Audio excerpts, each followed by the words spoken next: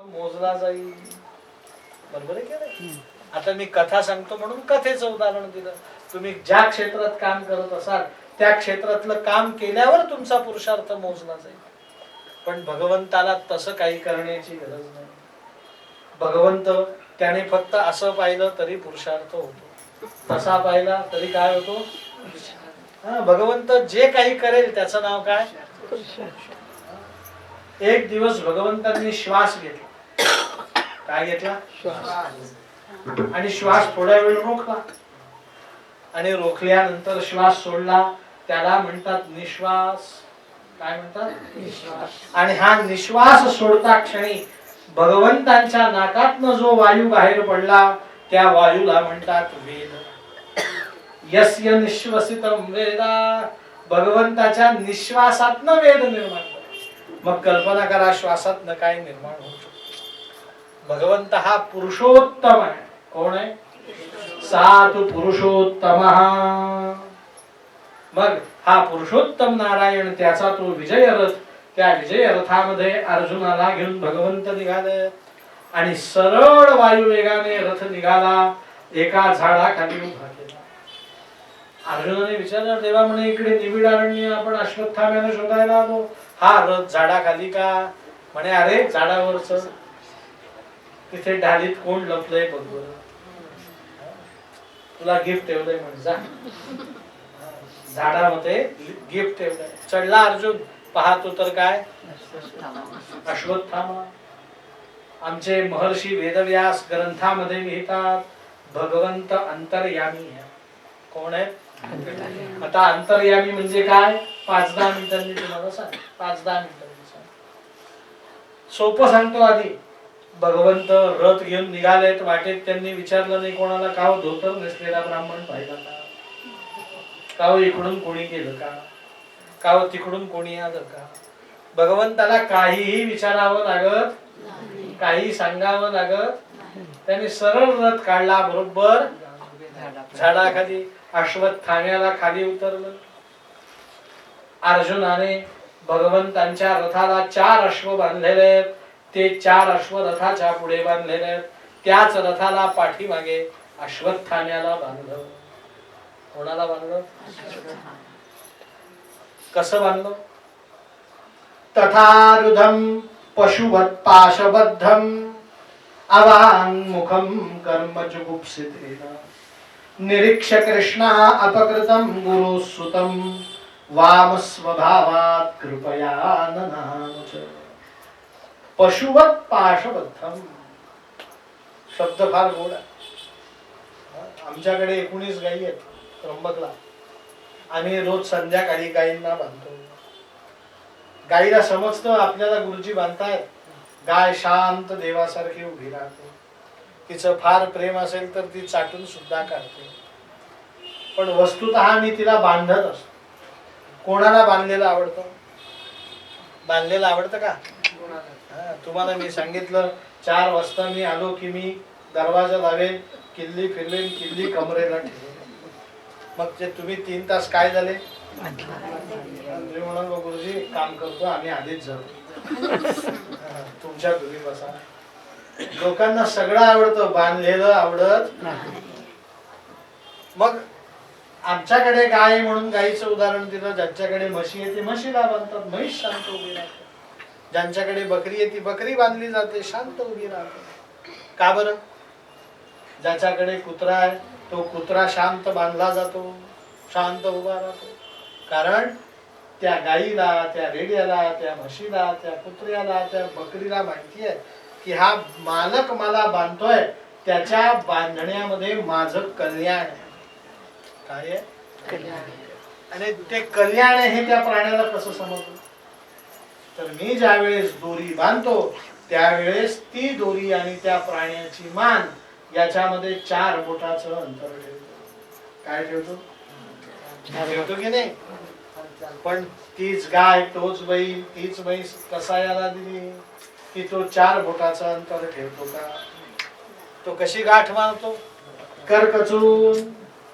मग करकचून गाठ जशी बांधतो त्या गाठीला म्हणतात पशुवत् पाशबद्धम. अश्वत्थाम्याला कसं बांधलंय?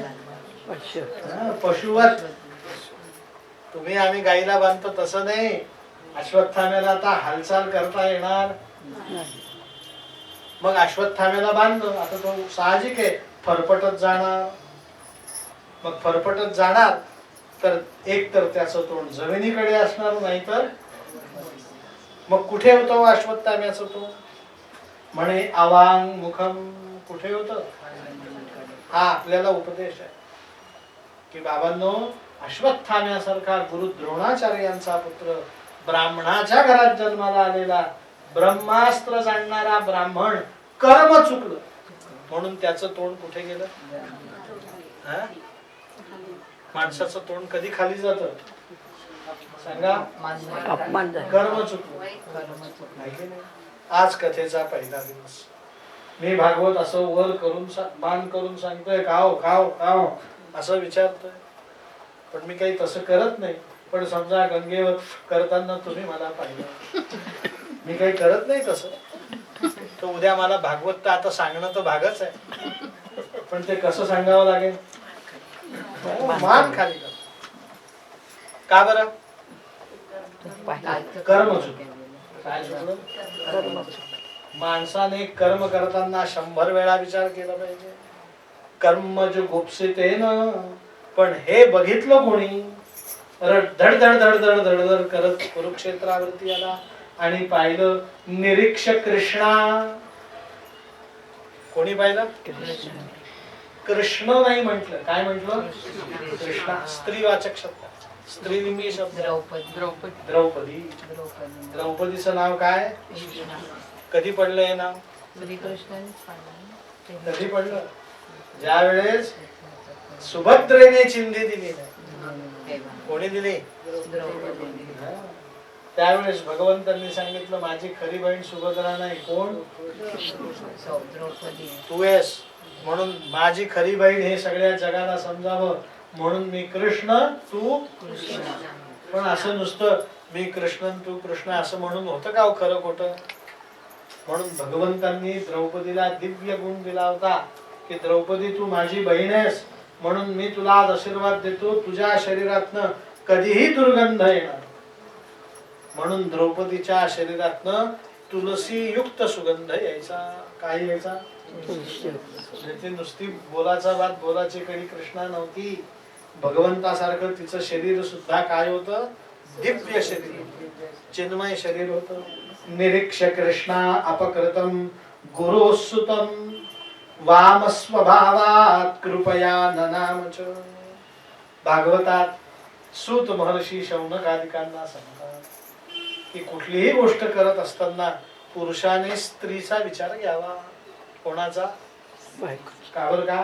पुरुष हा नेहमी उजव्या बाजूने विचारतो. कुठल्या बाजूने? स्त्रीचा स्वभाव कसा आहे? वाम स्वभावात. कसा विचार आहे? वाम म्हणजे डावा. पुरुषांचा स्वभाव कसा असतो? उजवा. उदाहरण देऊ का? पुढे जाऊ. वाम स्वभावात कृपया ननामच. पुरुष प्रायशः पैसे मिळवतो. हल्ली स्त्रियाही मिळवतात, नाही असं नाही, पण पुरुष प्रायशः पैसे मिळवतो. पण एक दिवस खरोखर अशी स्थिती येते की पुरुषाकडे एकही रुपया नसतो. तो पुरुष म्हणतो का आज पैसे नाही बघा. ती बायको म्हणते किती पाहिजे? किती रक्कम मागा. RBI सारखी बायको काढून दिली. तिच्याकडे आले कुठं? प्रश्न आहे. लक्षात ठेवा, मी तिला 50 रुपये बाजीला दिले, तिने 48 रुपयाची भाजी दिली. 2 रुपये साठवून ठेवले. 100 रुपयाचा किराणा आणायला सांगितला. 95 रुपयाचा किराणा आणला. 5 रुपये. स्त्रीचा स्वभाव आहे संचय करणे. काय करणे? आणि ती संचय का करते? तर तिचा स्वभाव वाम आहे. संसार हा कोणाचा असतो? स्त्रीचा. कारण स्त्रीला भागवतात शब्द आहे गृहमेधी. काय नाव आहे? घरातली कुठलीही वस्तू कधी संपते का? कधी तिखट संपतं का? कधी मीठ संपतं का? कधी डाळ तांदूळ संपतात का घरातले? नाही. घरात सगळे पदार्थ वेळोवेळी काय असतात? साठवले. उन्हाळ्यात जरी स्त्रीला सांगितलं डिंकाचे लाडू बनव तरी ती बनवून दाखवते. घरामध्ये प्रत्येक वस्तू प्रत्येक वेळेस काय असते? हजर असते. म्हणजे पुरुषाची संसार करण्याची पद्धती काय आहे? वेगळी आहे. आणि स्त्रीची कशी आहे? तुम्हाला अजून एक सांगतो, पुरुषापेक्षा 1000 पट स्त्री कोमल आहे. किती? किती पट सांगितलं? शेजारच्या मुलाला लागलं तर इकडे या स्त्रीच्या डोळ्यात अश्रू येतात. पण ती स्त्री वेळ प्रसंग आली की पुरुषाच्या 10,000 पट कठोर होते. काय होते? कठोर. आणि एक शेवटचा गुण सांगून पुढे जा. स्त्रीच्या मेंदूला 4 रेषा जास्त आहेत. काय जास्त आहेत? का बरं? तर स्त्रीला उपजत भाव दिलाय की समोरचा पुरुष स्त्रीशी बोलत असताना नेमक्या कुठल्या भावनेने बोलतोय हे स्त्रीला तात्काळ समजतं. तो बोलताना ताई ताई म्हणतोय, पण त्याच्या बोलण्यात किती ताई किती माईन हे कोणाला समजतं? आणि अजून तुम्हाला स्त्रीच्या जीवनातले पैलू समजून घ्यायचे असते तर स्वाध्याय प्रणेते, स्वाध्याय ग्रंथाचे प्रणेते, स्वाध्याय विद्यापीठ, तत्वज्ञान विद्यापीठ, पांडुरंग शास्त्री आठवले यांनी 10 रुपयामध्ये पुस्तक विक्रीला ठेवलंय. भगवंतांची सर्वोत्कृष्ट कलाकृती स्त्री. पण आता दुर्दैवाने त्यांची प्रकाशनाचे पुस्तक त्यांनी देणं बंद करून टाकलंय. छापणंही बंद केलंय. दुसऱ्या कोणाकडनं मिळालं तर जेरॉक्स काढा आणि अवश्य ते पुस्तक वाचा. स्त्री जन्म किती महत्वाचा आहे. भागवतात त्याचा उल्लेख केला, वामस्वभावात कृपया ननावच. म्हणून स्त्रीच्या सल्ल्याने पुरुष जी गोष्ट करतो ती गोष्ट यशापर्यंत जाऊन पोहोचते. कुठपर्यंत? प्रत्येक काय यशस्वी पुरुषामागे काय असते? स्त्रीचा हात. ठीक आहे, ही सामान्य वाक्य आहे. परंतु स्त्रीचा हात असल्याशिवाय भरभराट होत असो. तर त्या द्रौपदीने सांगितलं मुच्यताम मुच्यताम येश. या अश्वत्थाम्याला सोडलं, बांधून. म्हणे अगं याने तुझ्या मुलांना मारलंय, त्याच्यावर दया येते?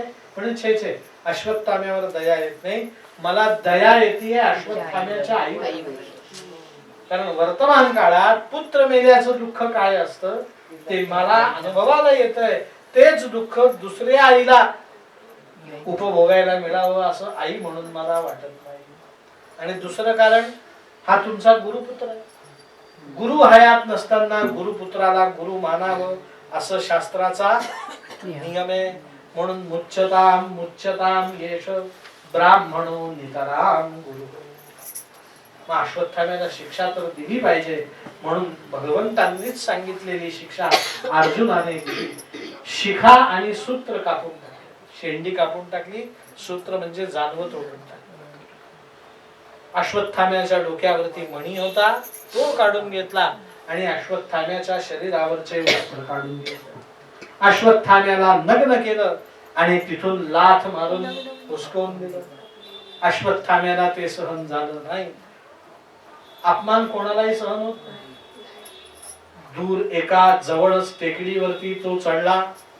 तिथे गवत उगवलेलं होतं, ज्याला दर्भ म्हणतात. त्या दर्भांना परिधान केलं वस्त्र. एक मृत सैनिक होता, धनुष्य बाण पडलेला होता, त्या धनुष्याला बाण लावला. सगळ्या ब्रह्मास्त्राचा प्रयोग म्हटला आणि त्या ब्रह्मास्त्राच्या बाणाला आज्ञा केली, अपांडवमिदं कर्तुम. हे अस्त्रा, हे ब्रह्मास्त्रा, पांडवांचा पांडव वंशा सकट नाश आहे असं म्हणून ते अस्त्र सोडलं. आता पांडवांच्या वंशामध्ये कोणीच शिल्लक नव्हतं, म्हणून ते अस्त्र निघालं, पांडवांपर्यंत जाऊन पोहोचलं. पण जसं ते अस्त्र गेलं तसं ते परत आलं निष्प्रभ होऊन. म्हणे का बरं? कारण 5ही पांडव भगवंता जवळ बसलेले होते. कुठे बसलेले होते? जो भगवंता जवळ बसलेला असतो त्याच्यावरती ब्रह्मास्त्र सुद्धा प्रभाव करत नाही. आता देवाजवळ बसायचं. कोणाजवळ बसायचं? देवाजवळ. सत्य घटना. डोंबिवलीत गणपती मंदिर आहे, माहितीये का तुम्हाला? फडके रोडला. तिथे माझं भागवत होतं. एक बाई कथा झाल्यावर दुसऱ्या दिवशी तावाने भांडायला माझ्याशी. का हो गुरुजी, कथेत काही सांगतात म्हणे तुम्ही? म्हटलं काय? म्हणे आमचे मालक काल घरी आले आणि गादी घेऊन देवघरात जाऊन झोपले. ते बाहेरच यायला तयार नाही. म्हटलं काय सांगितलं मी असं? म्हणे तुम्ही सांगितलं देवाजवळ जो बसतो त्याला ब्रह्मास्त्राचाही प्रभाव होतो. आणि यांचं वय आता 85 आहे. त्यांना मृत्यूची फार भीती वाटते. ते म्हणे वास मी आता देव घरातच मुक्काम करतो. म्हटलं ताई तुम्हीच न्याय केला. मी देवाजवळ बसायला सांगितलं, देव घरात बसायला सांगितलं. आता ते देवघरात बसले यात माझा काय? बसायचंय कुठे? देवाजवळ. मग देवाजवळ बसतात कसे? तर 2 खुणा आहेत त्याच्या. कंठी मिरवा तुळशी. व्रत करा एकादशी. ज्याच्या गळ्यात तुळशीची माळ आहे आणि ज्याच्या घरात एकादशीचं व्रत आहे तो सदैव भगवंतांच्या जवळ बसलेला आहे. नवे नवे भगवंत त्याच्या जवळ येऊन बसतो. पण गळ्यात काय पाहिजे? तुळशीची. आणि व्रत कुठलं पाहिजे? तुम्हाला एकच सांगतो, गळ्यात तुळशीची माळ घालणं फार महत्वाचं आणि एकादशी व्रत करणं तर फार फार महत्वाचं. मी तुम्हाला कथेत सांगेनच, पण तुम्हाला सांगतो माझ्या शब्दांवर विश्वास ठेवून उद्या तुळशीची माळ गळ्यात घाला. कोणासाठी घाला? स्वतः. आत्मकन्या, प्रोटेक्शन. आणि एकादशी व्रत करत नसाल तर फार भगवंताच्या कृपेची अपेक्षा ठेवू नका. भगवंत कृपा जरूर करेन, पण ती थोडी थोडी करेन. कशी करेन? थोडी. भगवंतांच्या कृपेची अपेक्षा असेल तर मनुष्याने काय केली पाहिजे? एकादशी. तुम्हाला एकच सांगतो, भारताचे पंतप्रधान होते पी.व्ही. नरसिंहराव, माहिती केलं तुम्हाला? भारताचे राष्ट्रपती होते 2 राष्ट्रपती, एक आर व्यंकटरमण आणि एक शंकर दयाल शर्मा. हे तिघही ब्राह्मण होते. काय होते? एकादशी व्रत करायचे. कोण? पंतप्रधान, भारताचे राष्ट्रपती. आता शंकर दयाल शर्मांनी पुस्तक लिहिलेलं नाही, पी.व्ही. नरसिंहरावांनी पुस्तक लिहिलं, पण ते पंतप्रधान होण्याच्या आधीची माहिती आहे. पण आर व्यंकटरमण यांनी पुस्तक लिहिलंय, माझे राष्ट्रपती भवनातील 5 वादळी वर्षे. अवश्य मिळवा, अवश्य वाचा. भगवद्गीता, श्रीकृष्णाचं स्मरण, एकादशी व्रत आणि गळ्यातली तुळशीची माळ. त्यांना किती आत्मबल द्यायची, किती आत्मबल द्यायची. त्यांनी संपूर्ण एक प्रकरण लिहिलं. काय लिहिलेलं आहे? 20-25 पानांचं एक प्रकरण आहे. राष्ट्रपती असलेल्या माणसाने 4 गोष्टींबद्दलचे स्वानुभव लिहिले. कशाबद्दल? भगवद्गीता पठण, श्रीकृष्णाचं स्मरण, गळ्यातली तुळशीची माळ आणि एकादशी व्रत. तुम्ही सुद्धा माझं सांगून करू नका, अनुभव घेण्यासाठी करा. कशासाठी? राम खूप दयाळू. सांगून ऐकून काय उपयोग? त्याच्या दयाळूपणाचा आपण काय घेतला पाहिजे? अनुभव. मग तो अनुभव घेण्यासाठी या 2 गोष्टी केल्या पाहिजे. 12-20 ज्यांच्या घरात मुलं पास झाले त्या मुलांना इंजिनिअरिंगला जावं लागतं, नाही तर मेडिकलला जावं लागतं. पण आधी एंट्रन्स एक्झाम द्यावी लागते, माहिती की नाही? तसं तुम्हाला भगवंताकडे जायचंय, विशेष मुक्ती मिळवायची आहे, तर आधी एंट्रन्स एक्झाम आहे. एकादशी व्रत आणि गळ्यात तुळशीची माळ. ती जर नसेल तर तुम्हाला प्रवेशच मिळत नाही वैकुंठात. मी हे तुम्हाला फक्त सोपं सांगितलं. याच्यातलं मर्म कथेत जसा जसा प्रसंग येईल तसं तसं सांगेन. आमचे 5ही पांडव भगवंताजवळ होते, गळ्यात तुळशीची माळ घातलेली होती, एकादशी व्रत करणारे होते, म्हणून ते ब्रह्मास्त्र परत आले. पण पांडवांच्या वंशामध्ये एक जण गर्भामध्ये जिवंत होता. म्हणे कोण? म्हणे अभिमन्यूची पत्नी